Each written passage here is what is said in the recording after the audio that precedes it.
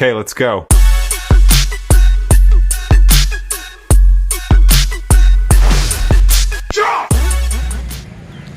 ನಮಸ್ಕಾರ ಎಲ್ರಿಗೂ, ನಾನು ನಿಮ್ಮ ಸ್ನೇಹಿತ ಲಿಂಗರಾಜ್. ಎಲ್ಲರೂ ಚೆನ್ನಾಗಿದ್ದೀರ ಅಂತ ಭಾವಿಸ್ತಾನೆ. ಮತ್ತೊಂದು ವಿಡಿಯೋಗೆ ಎಲ್ರಿಗೂ ಸ್ವಾಗತನ ಕೊಡ್ತೀನಿ. ಮತ್ತು ಅದೇ ರೀತಿ ಅದಕ್ಕಿಂತ ಮುಖ್ಯವಾಗಿ ನನ್ನ ಲಾಸ್ಟ್ ವಿಡಿಯೋಗೆ ತುಂಬಾ ರೆಸ್ಪಾನ್ಸ್ ಮಾಡಿದ್ದೀರಾ, ತುಂಬ ಜನ ಕಮೆಂಟು ಕೂಡ ಮಾಡಿದ್ದೀರಾ, ತುಂಬ ಜನ ಸಬ್ಸ್ಕ್ರೈಬು ಕೂಡ ಮಾಡ್ಕೊಂಡಿದ್ದೀರಾ. ಹಾಗಾಗಿ ಎಲ್ರಿಗೂ ಕೂಡ ತುಂಬ ಹೃದಯ ಧನ್ಯವಾದ ಅಂತ ತಿಳಿಸ್ತೀನಿ. ಮತ್ತು ಹಾಗೆಯೇ ಇವತ್ತು ನಾವು ಬಂದಿರೋ ಅಂಥ ಒಂದು ಜಾಗ ಮತಿತಾಳೇಶ್ವರ ಅಂತ ಒಂದು ಪುಣ್ಯಕ್ಷೇತ್ರಕ್ಕೆ. ಈ ದೇವಸ್ಥಾನದ ಒಂದು ವಿಶೇಷತೆ ಏನು ಅಂತೇಳಿ ಮುಂದೆ ತಿಳಿಸ್ಕೊಡ್ತಾ ಹೋಗ್ತೀನಿ. ಬನ್ನಿ ಹೊರಡೋಣ. ಸ್ನೇಹಿತರೆ, ನೀವೇನು ಇಲ್ಲಿ ನೋಡ್ತಾ ಇದ್ದೀರಾ, ಇದು ದೇವಸ್ಥಾನದ ಮುಖ್ಯ ದ್ವಾರ ಆಗಿರುತ್ತೆ. ಆ ದೇವಸ್ಥಾನದ ಒಳಗಡೆ ಹೋಗೋಕ್ಕೂ ಮುಂಚೆನೇ ಪಕ್ಕದಲ್ಲೇ ಇರುವಂಥ ಒಂದು ತೀರ್ಥ ಕಲ್ಯಾಣಿ ಅಂತ ಕರೆಯೋವಂಥದ್ದು. ಅಲ್ಲಿ ನಾವು ತೀರ್ಥಸ್ಥಾನ ಮಾಡಿಕೊಂಡು ತದಾದ ನಂತರ ದೇವಸ್ಥಾನದ ಒಳಗಡೆ ಹೋಗುವಂಥದ್ದು. ಸ್ನೇಹಿತರೆ, ಈ ದೇವಸ್ಥಾನಕ್ಕೆ ಮತಿತಾಳೇಶ್ವರ ಅನ್ನೋದು ಹೆಸರು ಏನಕ್ಕೋಸ್ಕರ ಬಂತು ಅಂತ ಹೇಳೋದಾದರೆ, ಒಂದು ಕಾಲದಲ್ಲಿ ಇದು ಕಾಡು. ಈ ಕಾಡಿನಲ್ಲಿ ಒಂದು ಮತ್ತಿ ಮರ ಇರುತ್ತೆ. ಆ ಮತ್ತಿ ಮರ ಪಕ್ಕದಲ್ಲೇ ಒಂದು ಹುತ್ತ ಕೂಡ ಸಹ ಇರುತ್ತೆ. ಇಲ್ಲಿ ಮೇಯಕ್ಕೆ ಬಂದಂಥ ಹಸುಗಳಲ್ಲಿ ಒಂದು ಹಸು ಮಾತ್ರ ಪ್ರತಿನಿತ್ಯ ಬಂದ್ಬಿಟ್ಟು ಆ ಹುತ್ತಕ್ಕೆ ಹಾಲನ್ನ ಕೊಟ್ಟು ಹೋಗೋದನ್ನು ಈ ಊರಿನ ಹಿರಿಕರಾದಂಥವ್ರು ನೋಡಿರ್ತಾರೆ. ಅಂಥ ಸಂದರ್ಭದಲ್ಲಿ ಆ ಊರಿನ ಹಿರಿಕರು ಇಲ್ಲಿ ಬಂದ್ಬಿಟ್ಟು ಏನಿರ್ಬೋದು ಈ ರಹಸ್ಯ ಅಂತೇಳಿ ಅದನ್ನು ಆ ಹುತ್ತನ ಹಾಲಲ್ಲಿ ಕರಗಿಸಿ ನೋಡಿದಂಥ ಸಂದರ್ಭದಲ್ಲಿ ಅಲ್ಲಿ ಒಂದು ಲಿಂಗ ಉದ್ಭವ ಆಗಿರುತ್ತೆ.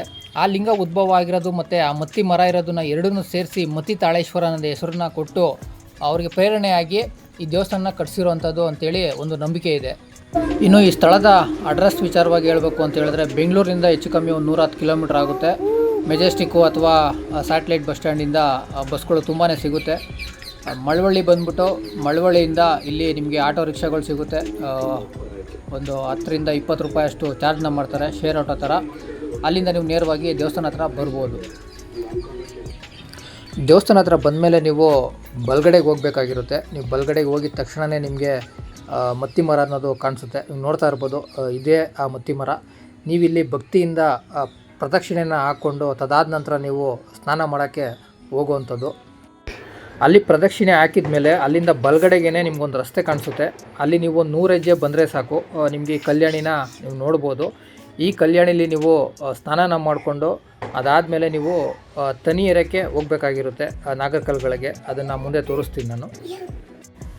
ಅಲ್ಲಿ ಸ್ನಾನನ ಮುಗಿಸಿ ವಾಪಸ್ಸು ದೇವಸ್ಥಾನ ಹತ್ರನೇ ಬರಬೇಕು. ಅಲ್ಲಿಂದ ನೀವು ಎಡಗಡೆಗೆ ಹೋಗಬೇಕಾಗಿರುತ್ತೆ. ಅಲ್ಲೇ ಪಕ್ಕದಲ್ಲೇ ಹಾಲು ಮತ್ತು ಮತ್ತಿ ಮರದ ಚಕ್ಕೆ ಪುಡಿ ಮತ್ತು ಉತ್ತದ ಮಣ್ಣನ್ನು ಕೂಡ ಅಲ್ಲೇ ಮಾಡ್ತಾಯಿರ್ತಾರೆ. ಅದ್ರ ಬಗ್ಗೆ ನಾನು ಸಂಪೂರ್ಣ ಮಾಹಿತಿನ ಅವ್ರ ಕಡೆಯಿಂದನೇ ಆಮೇಲೆ ತಿಳಿಸ್ಕೊಡ್ತೀನಿ.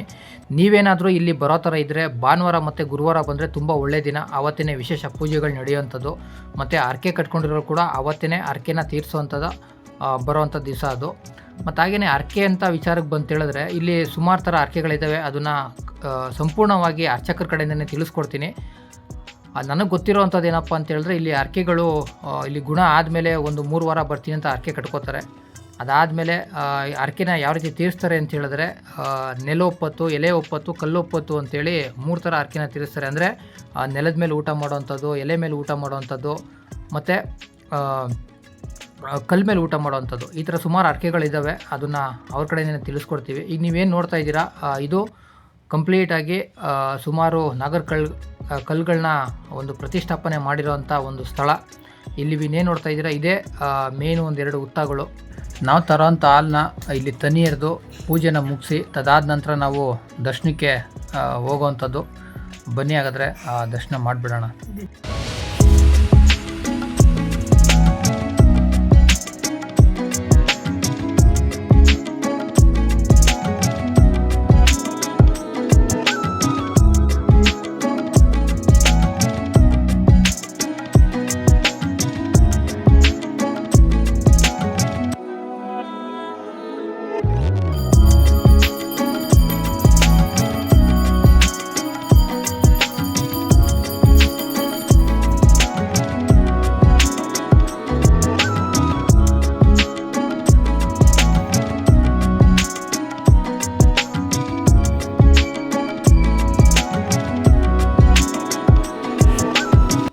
ಸ್ನೇಹಿತರೆ, ನಾಗಲೇ ತಿಳಿಸ್ದಾಗೇ ಈ ಚಕ್ಕೆ ಪುಡಿ ಮತ್ತು ಉತ್ತದ ಮಣ್ಣಿನ ಒಂದು ವಿಶೇಷತೆ ಏನು ಅಂತೇಳಿ ಅವ್ರ ಹತ್ರನೇ ಕೇಳಿ ತಿಳ್ಕೊಳ್ಳೋಣ. ಈ ಚಕ್ಕೆ ಪುಡಿ, ಉತ್ತದ ಮಣ್ಣು, ಈ ಗಾಯ, ಮಚ್ಚೆ, ನವೆ, ಈ ಸೋರಿಯಾಸಿಸ್ ಪ್ರಾಬ್ಲಮ್ಮು, ಅಲರ್ಜಿ ಪ್ರಾಬ್ಲಮ್ಮು ಯಾವುದೇ ಇದ್ದರೂ ಇಲ್ಲಿ ಸಾಲ್ವ್ ಆಗುತ್ತೆ. ಇಲ್ಲಿ ಬಂದು ತನಿ ಎರೆದ್ಬಿಟ್ಟು ಸ್ನಾನ ಮಾಡಿ ತನಿ ಎರೆದ್ಬಿಟ್ಟು ದೇವಸ್ಥಾನಕ್ಕೆ ಹೋಗಿ ಪೂಜೆ ಮಾಡಿಸೋದ್ರಲ್ಲಿ ತುಂಬ ಒಳ್ಳೆಯದು. ಬಾಳೆಲೆ ಒಪ್ಪತ್ತು, ಕಲ್ಲಪ್ಪತ್ತು, ನೆಲಪ್ಪತ್ತು ಅಂತ ಬಿಡಬೇಕು.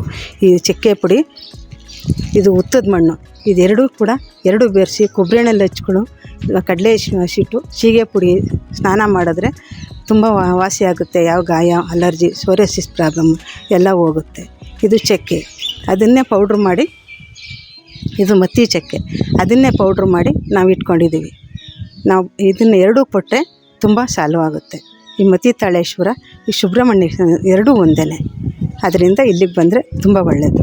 ಬನ್ನಿ ಸ್ನೇಹಿತರೆ. ಹಾಗೆ ದೇವಸ್ಥಾನದ ಪೂರ್ತಿ ವಿಚಾರಗಳನ್ನ ಮತ್ತು ಇತಿಹಾಸನ ನಮ್ಮ ಮಂಜುನಾಥ ಚಕ್ರನವರು ಇದ್ದಾರೆ, ಅವ್ರ ಹತ್ರನೇ ಕೇಳೋಣ.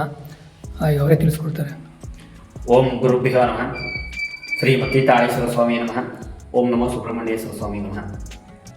ಏನು ಈ ಸನ್ನಿಧಿಗೆ ಬಂದಿದ್ದಾರೆ ಇವರು, ಇದು ಏನು ಸನ್ನಿಧಿ ಅನ್ನೋದು ಫಸ್ಟು ನಾವು ತಿಳ್ಕೊಳ್ಳೋಣ. ಇದು ಮತಿ ತಾಳೇಶ್ವರ ಅಂತ ಈ ಸನ್ನಿಧಿಯ ಹೆಸರು. ಮೂಲತಃ ದೇವರು ಸುಬ್ರಹ್ಮಣ್ಯೇಶ್ವರ ತತ್ರೂಪ ಹೊಂದಿರುವಂಥ ಮತಿ ತಾಳೇಶ್ವರ. ಇದು ಉದ್ಭವ ಮೂರ್ತಿ ಲಿಂಗ. ಅರ್ಥ ಆಯ್ತಾ? ಇದು ಏನಿಗೆ ಈ ದೇವಸ್ಥಾನ ಫೇಮಸ್ಸು ಅಂತ ಅಂದರೆ ಚರ್ಮ ರೋಗಕ್ಕೆ, ವೈಟ್ ಪ್ಯಾಚಸ್ಗೆ, ಅರ್ಪಿಸು, ನಾಗಶಕ್ತಿಗಳಿಗೆ, ಮೇನ್ ಸೋರಿಯಾಸಿಸ್ಗೆ ಮೇನ್ ದೇವಸ್ಥಾನ ಇದು. ಚರ್ಮ ರೋಗಕ್ಕೆ ಮೇನ್ ದೇವಸ್ಥಾನ ಇದು. ಮತ್ತಿ ತಾಳೇಶ್ವರ ಅಂದರೆ ಹೇಗೆ ಅನ್ನೋದಂದರೆ ಇದು ಉದ್ಭವ ಮೂರ್ತಿ ಲಿಂಗ. ಏನು ನಮ್ಮ ಲಿಂಗ ಕಾಣ್ತಿದೆ ಕೆಳಗಡೆ, ಅದು ಉದ್ಭವ ಮೂರ್ತಿ ಲಿಂಗ. ಒಂದು ಮತ್ತಿ ಮರ ಜೊತೆಗೆ ಹುತ್ತ, ದೊಡ್ಡ ಕಾಡೊಳಗೆ ಮತ್ತಿ ಮರ ಮತ್ತು ಹುತ್ತ.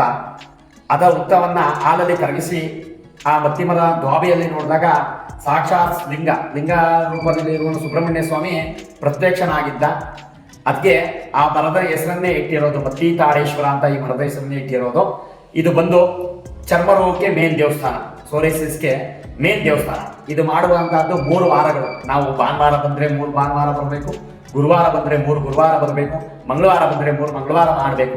ಹೇಗೆ ಈ ಪದ್ಧತಿ ಅಂದರೆ, ನೀವು ಮೂಲತಃವಾಗಿ ನೋಡಿರಬೇಕು, ಮೊದಲನೇ ಕೊಳ ಇದೆ ನಮ್ಮದು, ಮಜ್ಜನ ಕೊಳ ಅಂತ ನಾವು ಕರಿತೀವಿ. ಹಿಂದೆ ಪೂರ್ವದಲ್ಲಿ ಏನು ಸ್ವಾಮಿ ತಪಸ್ಸನ್ನ ಕುಳ್ಕೊ ಮೊದಲು ಇಲ್ಲಿ ಹೋಗಿ ಅಲ್ಲಿ ಸ್ನಾನವನ್ನ ಮಾಡಿ ಆ ಉತ್ತ ಮತ್ತೆ ಮತ್ತಿ ಮರದ ಮೇಲೆ ತಪಸ್ಸನ್ನ ಕೂತಿದ್ದ ಅಂತ ಹಿಂದೆ ನಮ್ಮ ಪೂರ್ವಜರು ಹೇಳ್ತಿದ್ರು.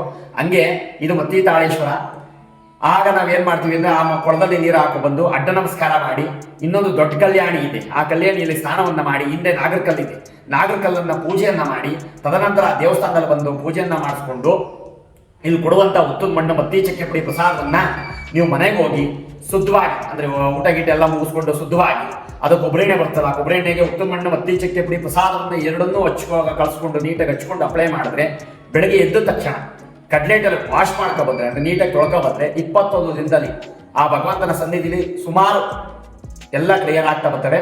ಆಗ 3 ವಾರ ಬಂದು 2 ವಾರ ನೀವು ಪೂಜೆ ಪುನಸ್ಕಾರ ಮಾಡಿ ಉಳ್ಸೇವೆ ಮಾಡಿ ಎಲ್ಲ ಮಾಡಿದ್ರೆ 3ನೇ ವಾರ ಅಂದ್ರೆ ನೀವು 3ನೇ ಸರಿ ಸನ್ನಿಧಿಗೆ ಬರುವಂತಹ 3ನೇ ಸತಿ ನೀವು ಇಲ್ಲಿ ಅಡುಗೆ ಮಾಡಿ ನೆಲದೊಪ್ಪತ್ತು, ಅಂದ್ರೆ ನೆಲದ ಮೇಲೆ ಊಟ ಮಾಡುವಂತ ಪದ್ಧತಿನೇ ವಿಶೇಷ ಆಯಿತು. ಆಗ ನೆಲದ ಮೇಲೆ ಊಟ ಮಾಡ್ಕೊಂಡು ಹೋದ್ರೆ ಯಾವುದೇ ಚರ್ಮ ರೋಗ ಇದ್ರೂ ವಾಸಿ ಆಗುತ್ತೆ. ಇದು ಪ್ರತಿನಿತ್ಯ ಪೂಜೆ. ಭಾನುವಾರ ಗುರುವಾರ ನೀವೇನಾದ್ರು ಬರ್ತೀನಿ ಅಂತ ಇದ್ರೆ ಬೆಳಗಿನ ಜಾವ 4:15 ಸಂಜೆ 6:30 ಗಂಟೆ ದೇವಸ್ಥಾನ ಓಪನ್ ಇರುತ್ತದೆ. ಭಾನುವಾರ ಮತ್ತೆ ಗುರುವಾರ. ಬಿಡದಿನ ಸೋಮವಾರ, ಮಂಗಳವಾರ ಮತ್ತೆ ಬುಧವಾರ ಮತ್ತೆ ಶುಕ್ರವಾರ, ಶನಿವಾರ ಬರ್ತೀನಿ ಅಂದ್ರೆ 7 ಗಂಟೆಯಿಂದ ಸಂಜೆ 5:30 ಗಂಟೆ ದೇವಸ್ಥಾನ ಸನ್ನಿಧಿ ಓಪನ್ ಇರುತ್ತೆ. ಬನ್ನಿ. ಚರ್ಮ ರೋಗಕ್ಕೆ ಎದುರಬೇಡಿ, ಸೋರಿಯಾಸಿಸ್ಗೆ ಎದುರಬೇಡಿ, ವೈಟ್ ಪ್ಯಾಚಸ್ಗೆ ಎದುರಬೇಡಿ. ಯಾವುದೇ ಚರ್ಮ ರೋಗ ಇದ್ರೂ ವಾಸಿ ಆಗುತ್ತೆ. ಇವನು ಚರ್ಮ ರೋಗದ ಒಡೆಯ ಅಂತ ನಾವು ಏನ್ ಕರಿತೀವಿ. ಇದು ಬಾರಿ ಈ ಕೊಡುವಂತ ಉತ್ತದ ಮಣ್ಣು ಮತ್ತಿ ಚಕ್ಕೆ ಪುಡಿ ಪ್ರಸಾದವನ್ನ ಹಚ್ಚಿ ಸರ್ವ ರೋಗವನ್ನು ನಿರ್ವಹಣೆ ಆಗಲಿ. ಇದು ಬಂದು ಮತ್ತಿ ತಾಳೇಶ್ವರ ಸ್ವಾಮಿ ಸನ್ನಿಧಿ, ಕಲಗಡನಹಳ್ಳಿ, ಮೊಳೆದೊಡ್ಡಿ, ಅಮೃತೇಶ್ವರನಹಳ್ಳಿ, ಕಂದೆಗಾಲ 4 ಊರುಗಳ ಮಧ್ಯೆ ನೆಲೆಸಿರೋನು. ಇದು ಬಂದು ಮಳವಳ್ಳಿ ತಾಲೂಕು, ಮಂಡ್ಯ ಜಿಲ್ಲೆ. ಮಳವಳ್ಳಿ ತಾಲೂಕಿಂದ ಬರುವಂತಹದ್ದು. ಆಟೋ ವ್ಯವಸ್ಥೆ ಎಲ್ಲ ಇರ್ತದೆ, ಬಸ್ ವ್ಯವಸ್ಥೆ ಎಲ್ಲ ಇರ್ತದೆ. ನೀವು ಯಾವತ್ತಾರು ಬನ್ನಿ, ಈ ಸ್ವಾಮಿ ಸನ್ನಿಧಿಯಲ್ಲಿ ಬಂದು ಪೂಜೆಯನ್ನ ಮಾಡಿಸಿ ಹೋಗಿ. ಯಾವುದೇ ಚರ್ಮ ರೋಗಕ್ಕೆ ಎದುರುಬೇಡಿ, ವಾಸಿ ಆಗುತ್ತೆ. ಬನ್ನಿ. ಓಂ ಗುರುಭ್ಯೋ ನಮಃ. ನಮ್ದು ನಂಬರ್ ಬಂದು 97 41 20 41 28. ಎದುರುಬೇಡಿ, ಯಾವುದೇ ಸರ್ವ ರೋಗಕ್ಕೂ ಚರ್ಮ ರೋಗಕ್ಕೂ ಬನ್ನಿ. ಸನ್ನಿಧಿಯನ್ನ ಸ್ವಾಮಿ ಸನ್ನಿಧಿ ಮಾಡಿ. ಭಾನುವಾರ ಗುರುವಾರ ವಿಶೇಷ ಪೂಜೆ ಇರುತ್ತೆ. ಭಾನುವಾರ ಗುರುವಾರ ಒಂದು 10,000 ಜನವನ್ನು ಸೇರುತ್ತದೆ ಈ ಸನ್ನಿಧಿಲಿ. ಎಲ್ಲ ನೆಲದ ಮೇಲೆ ಊಟ ಮಾಡ್ಕೊ ಹೋಗ್ತಾರೆ. ನೀವು ಆ ಥರನೇ ಬನ್ನಿ, ಒಳ್ಳೆದ. ಸ್ನೇಹಿತರಾಗಿ ನೋಡಿ, ಈ ಮತ್ತಿ ತಾಳೇಶ್ವರ ಪುಣ್ಯಕ್ಷೇತ್ರದ ಒಂದು ಸಂಪೂರ್ಣ ಮಾಹಿತಿನ ತಿಳಿಸ್ಕೊಟ್ಟಿದ್ದೀನಿ ಅಂತ ಅನ್ಕೋತೀನಿ. ಈ ವಿಡಿಯೋ ಇಷ್ಟ ಆಗಿದ್ರೆ ನಿಮಗೆ ಲೈಕ್ ಮಾಡಿಕೊಂಡು ಸಬ್ಸ್ಕ್ರೈಬ್ ಮಾಡಿ ಸಪೋರ್ಟ್ ಮಾಡಿ ಅಂತ ಕೇಳ್ತಾ, ಸಿಗೋಣ ಮುಂದೆ ಒಂದು ಒಳ್ಳೆಯ ವಿಡಿಯೋದಲ್ಲಿ. ಖಂಡಿತ ಮುಂದಿನ ವಿಡಿಯೋ ನಿಮ್ಮದು ಸಖತ್ ಇಷ್ಟ ಆಗುತ್ತೆ ಅಂತ ಅನ್ಕೋತೀನಿ. ಯಾಕೆಂದರೆ ತುಂಬ ಅದು ಯಾರೂ ಕೂಡ ಅಷ್ಟೊಂದು ರಿವೀಲ್ ಮಾಡಿಲ್ಲ ಅಂಥ ವಿಡಿಯೋ. ಹಾಗಾಗಿ ಸಿಗೋಣ ಸ್ನೇಹಿತರೆ ಮುಂದಿನ ವಿಡಿಯೋದಲ್ಲಿ. ಅಲ್ಲಿವರೆಗೂ ಕೂಡ ಎಲ್ರಿಗೂ ನಮಸ್ಕಾರ.